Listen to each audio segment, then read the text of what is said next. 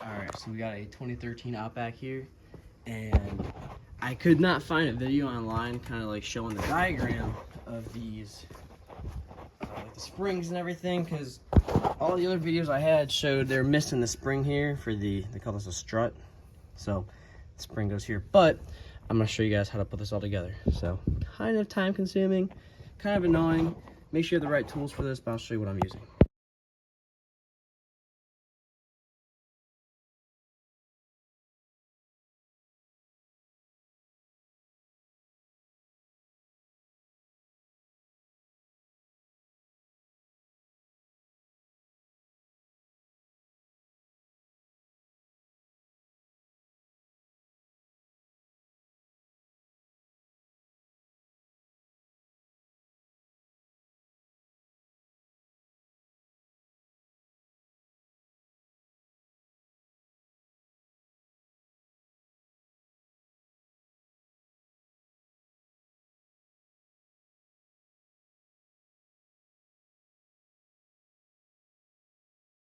Side note, just want to include that the spring that holds the shoe against the backing plate, the corners were kind of square versus the factory ones were round, and made it easier to install, so I grinded down the corners a little bit.